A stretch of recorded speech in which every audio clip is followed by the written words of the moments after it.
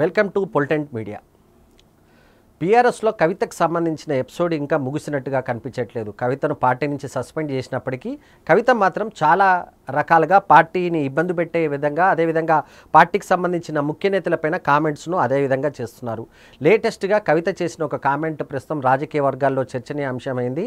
సిద్దిపేట నుంచి ఆమె పోటీ చేసే అవకాశం ఉందనే ఇండికేషన్స్ కవిత ఇచ్చారు. ఇది చాలా ఇంపార్టెంట్, ఎందుకంటే సిద్దిపేట నుంచి ప్రస్తుతం ఎమ్మెల్యే ఎవరంటే అది హరీష్ రావు ఉన్నారు. చింతమడకలో బతుకమ్మ ఆడిన తర్వాత సిద్దిపేటలో వచ్చిన తర్వాత కవిత ఒక ప్రకటన చేశారు. సిద్దిపేట మాకు చాలా కీలకమైంది, కేసీఆర్కి ఇది ఒక రకంగా రాజకీయంగా చాలా కీలకమైన జిల్లాలు కనుక అవసరమైతే తానే ఇక్కడి నుంచి పోటీ చేస్తాను వచ్చే ఎన్నికల్లో అని చెప్పేసి ఆమె ప్రకటన చేస్తారు. అది నిజంగా అదే నిజమైతే హరీష్ రావు పైన కవిత పోటీ చేయాల్సి ఉంటుంది. హరీష్ రావు బీఆర్ఎస్ ఎమ్మెల్యేగా ప్రస్తుతం ఉన్నారు.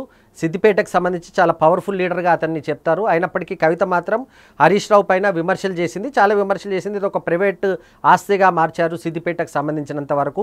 సిద్దిపేట రాజకీయాల్లో తన పాత్ర చాలా కీలకం కాబోతుందని చెప్పేసి కవిత ఇండికేషన్ ఇచ్చినట్టుగానే మనకు కనబడుతుంది. వచ్చే ఎన్నికల్లో కవిత అక్కడి నుంచి పోటీ చేసే అవకాశం ఉందని చెప్పేసి కూడా జాగృతికి సంబంధించిన నేతలు ప్రచారం చేస్తున్నారు. కవిత రాజకీయ పార్టీని ఇప్పటివరకు ప్రకటించలేదు. జాగృతి పేరుపైన ముందుకు వెళ్తుందా లేకపోతే ఇండిపెండెంట్గా పోటీ చేస్తుందన్న అంశానికి సంబంధించి చాలా టైం ఉంది. ఎందుకంటే తెలంగాణలో అసెంబ్లీ ఎన్నికలకు దాదాపు 3 ఏళ్ల పాటు టైం ఉన్న నేపథ్యంలో ఇప్పుడే కవిత ఈ రకమైన ప్రకటన చేయడం ద్వారా హరీష్ రావుని మరింత ఇరుకునబెట్టేందుకు ఆమె ప్రయత్నిస్తున్నట్టుగా కనిపిస్తుంది.